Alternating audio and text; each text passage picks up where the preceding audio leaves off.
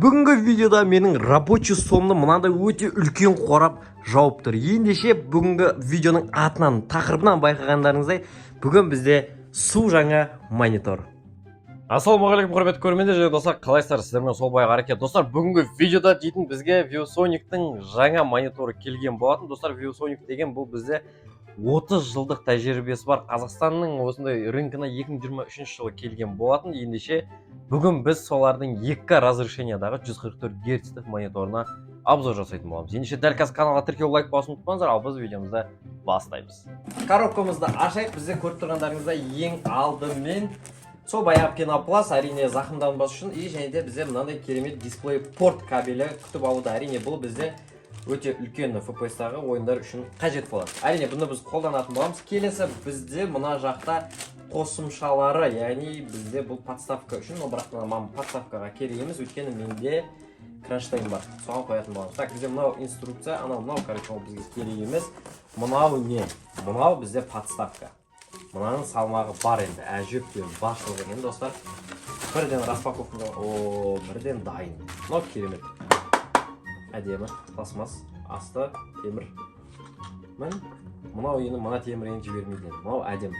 Но бірақ бізде білесіздер, кронштейн бар, сондықтан бізге бұл қажет болмайды. Ал енді монитордың мына жақта тағы бір провод қалып кетті. Бұл бізде блок питания 3 пиндік провода, яғни тоққа қосатын провод. Так, енді ең қызықтының бірі мынау монитор, достар. Бұны білесіздер, қалай алу керек екен, бұны просто так ала салмаймыз. Біз әрине бұны қалайынан жасаймыз. Былайынан ұстап тұрасыздар, бұны коробканы ашып аласыздар и осылайынан қойып аласыздар. И біздің су жаңа монитор тұдық еткізіп ашасын ғой, короче. Жай былайынан көтерейік. Енді прям әдемі енді орап берді, достар. Достар, кстати, мына бір мониторға заводтан 3 жыл гарантия беріледі. Оны ұмытпаймыз. Ал біздің 144 Гц-іміз. Так, мұнан көтерейік. Мұнан салмағы әжептеуір екен, достар. Вай. Мынау ұйқы ғой, мынау, достар, мынау ұйқы. Достар, мынау болды, басқа ештеңе жоқ.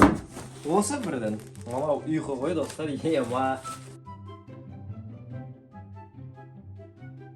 Мына жақта бізде бірден артым мынандай екен. Бұны бірден біз бірінші қойып алайық. Тексеріп алайық. Түрі жалпы қалай болады екен, тексеріп алайық.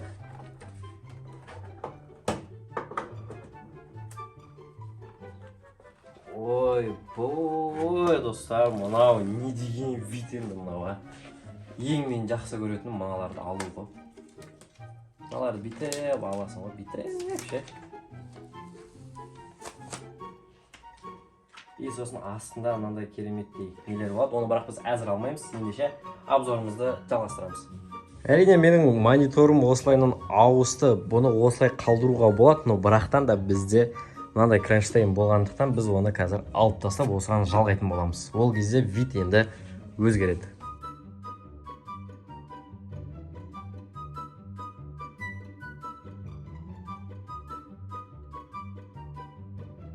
Ал достар, мінеки өзімнің мониторымды кронштейнға жалғап қойған болатынмын. Ендеше біз бұның пленкасын алуды бастайық. Мінеки, мына жерде кішігірім ғана ұшы шығып тұр екен. Мына бізде осылайынан битеп аламыз. Мынау енді кайф. Сондай-ақ бізде мына жақта астыңғы блокта осындай кнопкалар тұр. Свет индикатор бізде көк светпен жанып тұр. Егер де бұны өшіретін болсақ, бізде міне өшті. Бұның достар, бұл сенсор емес, бұның астында кішігірім кнопкалар бар, өте удобный. Мінеки қайттан басып қосамыз. Міне логотиппен осылай бізде қосылады. Мінеки достар, біздің уақыт характеристикасына да келіп жетті. Жалпы ViewSonic компаниясы бұл біздің Қазақстан аумағында өте қарқынды түрде мониторларын сатып жатыр. Сондай-ақ біздің геймерлердің қалаған талапындағы мониторларды шығарып жатыр. Достар, бұл бізде жалпы видеоның басын айтып өткендей 30 жылдық тәжірибесі бар. Сондықтан енді характеристикасына келетін болсақ, 2К разрешениядағы 144 Гц-ті береді. AMD FreeSync премиумның арқасында сіздің көзіңізді интернетте сондай ойын ойнаған кезде сақтайтын болады. Әрине білетіндеріңізге бұл тіпті даже біздің ойын ойнаған кезде плавный кадр көрсететін болады. Ал енді әрине сіздерге матрицасы қызық болуы мүмкін. Матрицасы бізде IPS матрица. Жауап беру уақытына келетін болсақ, достар, бізде өте тез жауап беру жылдамдығы 1 миллисекунд. Яғни бұл дегеніміз время отклика деп айтамыз ғой орысша. Сондай-ақ, достар, әрине сізде наушник болмай қалған кезде, но бірақ қалай геймерларда наушник болмай, достар, әрине болады. Но бірақ болмай қалған жағдайда бізде бұл жақта встроенный 2 динамик бар. Әрине ол сіздің, енді кейбір сондай бір наушник болмай қалған жағдайда сізге міндетті түрде көмегін береді. Сондай, достар, қазір көріп тұрсыздар ғой, рамкасы өте андай кішкентай. Бұл дегеніміз бір сөзбен айтқанда визуальный картинканы үлкен, сондай-ақ мониторды үлкен қылып көрсетеді. Ал енді порттарына келетін болсақ, бізде 2 HDMI, сондай-ақ бір дисплей порт бар. Әрине, бұл дисплей порт пен HDMI-дың болуы сізге бір уақытта PlayStation мен сондай-ақ компьютерді қосуға мүмкіндік береді. Ал енді мониторымыздың артына келетін болсақ, ViewSonic-тың тексті, сондай-ақ, достар, бізде мына жақта кронштейнге тағатын 4 болты бар. Достар, бұның размері 27 дюймдік, сондықтан бізде бұл кронштейн смело келе береді. Сондай-ақ бұны алып тастайтын болсақ, достар, айтып кетейін, өзінің стойкасында де, ұстайтынында да осындай мынандай сияқты, осындай ауамен істейтін гидравлический осындай күші бар. Сондықтан бізде мына кронштейнне өзінікіне ешқандай айырмашылық жоқ. Бұл монитордың қызығы осымен бітті деп ойласаңыздар, достар, әрине біз мынаны жоғары қарай көтеріп, бізде YouTube'да чатты оқитындар, сондай стрим жүргізіңізде чатты оқитындар үшін немесе басқа да жұмыстар үшін осылайынан тігінен қоюға болатын режим бар, достар. Өндірушінің сайтына кіріп қарайтын болсақ, достар, бізде әрине бұл жақта эко-модтың бар екенін көрсетеді. Әрине бізде бұл энергияны аз қамтамасыз ететін болады. Достар, мен дәл қазір Free Fire ойынына кірген болатынмын. Енді мынау плавность айтсаңдар, ойбай, мынаны камера жеткізді, жеткізбесе енді білмеймін. Но бірақ енді мынау бірден өзгеріс бар, достар. 60 Гц-тан 144-ға секіру бірден белгілі екен. Достар, сосын мен мінекей осы монитордың өзінен дауысты қосып қойған болатын. Қазіргі сіздерге шығып жатқан Free Fire-ның звугы бұл біздің монитордан шығып жатыр.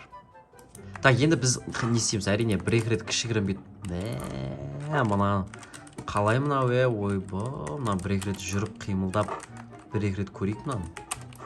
Мынау енді білмеймін, мынаны камера жеткізе ала ма, сіздерге жеткізе алмай ма, білмеймін.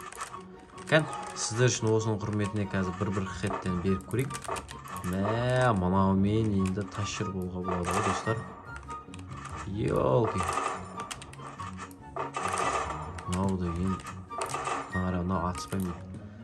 Мынау енді қараңдар, достар. Мынау Ванстың түр-түрін жасайсың. Бұл мияқта,